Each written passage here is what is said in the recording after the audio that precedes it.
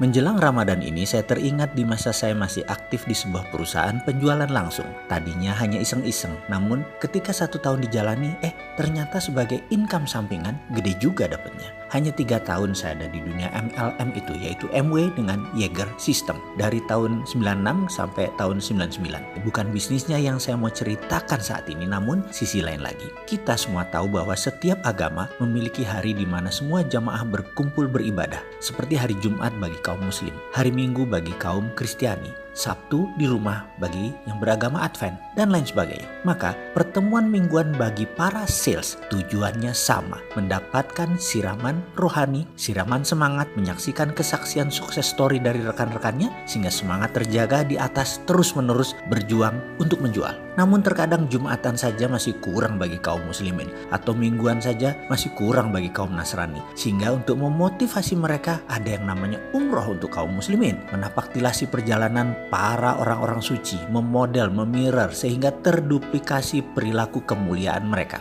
Nah, di dunia sales kami melakukan hal yang sama disebut malam apresiasi, semacam ritual tapi lebih besar dari pertemuan mingguan. Asal mulanya sebenarnya hanya ingin membuat acara di mana semua bisa berkumpul dan semua bisa sharing berbagi. Dan kali ini berangkat dari kegelisahan kami melihat seorang downline kami yang bernama Doni. Dia gigih sekali berjualan kesana kemari. Dalam 3 bulan pertama mungkin lebih dari 100 orang dia datangi. Dia prospek, dia dekati dan lain sebagainya. Namun tidak ada satupun yang close, tidak ada yang bergabung. Doni tidak pernah mengeluh sedikit pun. Namun kami sebagai upline tergerak tersentuh melihat semangatnya. Lalu saya panggil untuk berbicara dari hati ke hati. Saya bicara berdua dengannya. Doni memiliki sejarah sebagai ex-preman atau mungkin masih dikatakan preman saat itu. Rumahnya di Kampung Makassar, bilangan Halim, bisa dikatakan tough neighborhood atau komunitas yang keras. Berantem itu katanya bisa setiap hari. Masa lalu Doni kelam sekali, keras sehingga karakter kasarnya bisa dimengerti. Dia bercerita, "Mas Mardigu, seumur hidup saya ini sudah dianggap anak setan sama keluarga di rumah. Anakku cuma 4, pergi kamu dari sini." Itu kata ibu saya, Mas. Sampai suatu saat Doni diusir dari rumah karena nakalnya bukan main. Dia adalah anak kelima dari 5 bersaudara. Ayah ibunya sudah tidak menganggap dia sebagai anak lagi. Pulang atau tidak sudah tidak diharap lagi oleh keluarganya. Kenakalannya yang menurut orang tuanya sudah diambang batas membuat dia diusir dari rumah, dianggap tidak ada, hidup mati sudah tidak penting lagi. Rasa sedih, pedih, sakit hati itu membuat Doni terjerembab lebih dalam lagi dalam kehidupan liar di luar rumah. Itu juga yang membentuk aura premannya. Lalu apa tujuan hidup kamu ke depan? Saya bertanya. Jujur Mas, saya ingin membahagiakan orang tua saya. Saya ingin dianggap anak lagi. Saya kesepian Mas. Tidak punya keluarga itu sepi. Saya ingin sukses. Saya capek miskin. Capek tidak punya teman. Capek tidak ada saudara. Capek hidup selalu kuda-kuda. Saya terdiam lama mendengar ceritanya. Dari cerita inilah saya mendapat ide membuat malam apresiasi. Saya undang seluruh network jaringan saya dan beberapa leader lainnya. Di acara tersebut seorang dibawa ke panggung, diberi waktu 5 menit untuk menceritakan perjuangannya dan apa yang telah diperoleh agar tertular ke rekan-rekan yang lain.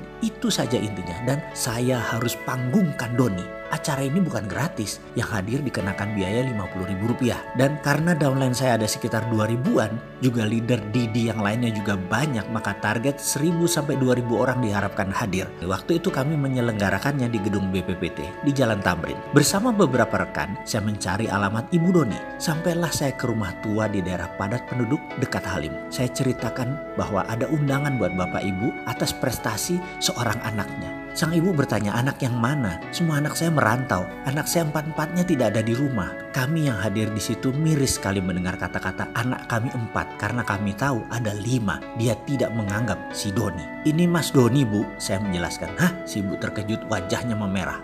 Marah. Saya pun mengeluarkan jurus rayuan. Singkat cerita, syukurlah, alhamdulillah sang ibu bersedia hadir asalkan dijemput. Kami turuti. Ketika diadakan malam appreciation tersebut di mana sang ibu datang duduk di samping saya sejak awal acara, sang ibu bertanya, "Ini acara apa?" Saya menginformasikan ini acara malam penghargaan Bu. Sang ibu diam. Setelah puluhan orang mengungkapkan testimoni kesuksesannya, maka MC menghadirkan surprise dengan menampilkan seseorang. Berikut akan hadir di hadapan kita seseorang yang gak pernah closing, gak pernah punya downline, sudah ditolak ratusan kali tapi terus gigih berjuang. Anda tahu siapa dia? Sahabat kita, rekan kita? Nada suara terus meninggi. Seribuan orang hening, senyap, surprise karena di kepala mereka semua tahu pasti orang tersebut adalah Doni. Doni yang selama ini dijadikan sebagai bahan ejekan, dan saat itu keheningan pecah ketika beberapa orang mulai memberikan nama Doni. Doni, Doni, Doni. Diiringi ratusan orang lainnya hingga semua menyebut nama Doni, Doni. Saya melihat Doni tersentak di kursi barisan depan di sisi pinggir. Dia tidak sangka dijadikan pembicara karena yang dia tahu hanya yang sukses saja yang berbicara. Dia merasa tidak sukses. Matanya menatap ke sana kemari mencari dukungan sampai akhirnya dia berada di panggung. Sang ibu di samping saya gelisah luar biasa. Itu Doni ya, ekspresinya berubah,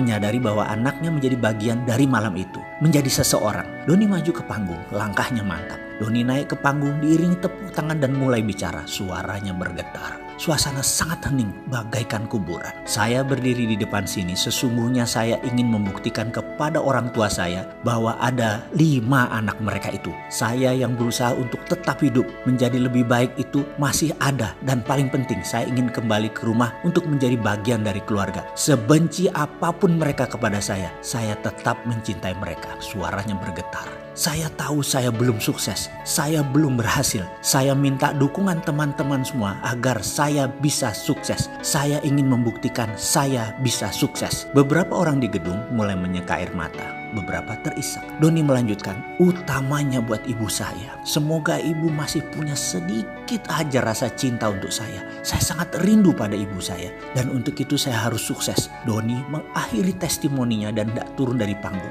Surprise berlanjut. Lampu tiba-tiba padam. Total gelap. Namun sedetik kemudian lampu kembali menyala. Hanya berupa lampu sorot. Lampu sorot hanya menyinari 2 titik. 1 titik Doni yang berjalan turun. Dan 1 lagi ibunda Doni yang sedang duduk di samping saya. Semua mata terfokus ke 2 titik lampu tersebut. Kemudian saya bimbing sang ibu berjalan mendekati Doni, naik ke panggung. Doni kaget karena disorot lampu di hadapannya tak seberapa jauh ada ibunya. Sementara ibunya berjalan tertatih, saya gandeng perlahan maju mendekati Doni. Ketika 2 titik itu bertemu, Doni bersimpuh di kaki ibunya. Ibunya membungkuk dan memeluk dengan erat. Pelukan merangkul hati. Sebuah pengakuan, "Bu, Ibu, maafin Doni ya Bu.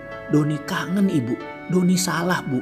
Doni anak Ibu, anak Bapak. Doni tobat Bu. Doni capek jadi orang susah. Doni mau sukses. Doni mohon ridho Ibu. Doni mohon ampun dan maaf Ibu." Terus dia berkata lirih di kaki sang ibu. Disaksikan ribuan mata dan didengar jelas keliling gedung karena mic wirelessnya masih on, nyala. "Kamu anakku, ibu mencintaimu, ibu juga minta maaf." Saya mendengar lirihan sang ibu di antara tangisnya. Tak ada kata-kata, yang terdengar hanya tangisan diiringi tumpah air mata. Doni dan ibunya tidak berdua saja yang menangis, semua orang di gedung itu pun menangis. Malam yang tak mungkin dilupakan bagi semua orang yang hadir malam itu. Kini Doni sudah melanglang buana, tinggal di sebuah kota di pegunungan di Jawa Barat dengan usaha pertanian yang luas. Gemuk subur badannya, sesubur lahannya, dan barusan dia WA ke saya. "Mas, selamat puasa, semoga ibadah tahun ini lebih baik dan terbaik dari sebelum-sebelumnya. Saya keinget Ramadan, di malam apresiasi dulu Mas. Doa seorang ibu yang ikhlas adalah password sukses saya." Perkataan tersebut mengingatkan pada malam apresiasi yang luar biasa. Pengalaman tersebut bagi saya. Rupanya sejak saat itu ibu Doni sudah terbeli hatinya. Senantiasa berdoa untuk kesuksesan Doni. Hati ibu memang tidak bersudut sehingga mudah tersentuh dari sisi apapun. Sentuhan itu akan membuat hati memancarkan keikhlasan ke alam semesta dan menjawabnya dengan rupa yang tidak terduga. Seringkali sekeras apapun seseorang berusaha tidak menemukan jalan sukses, doa ibu membukanya. Sungguh, sukses memiliki banyak dimensi. Kegigihan saja kadang tidak cukup untuk membuat sukses. Tapi dengan keikhlasan seorang ibu berdoa, kelapangan pun segera terbuka. Marhaban ya Ramadan.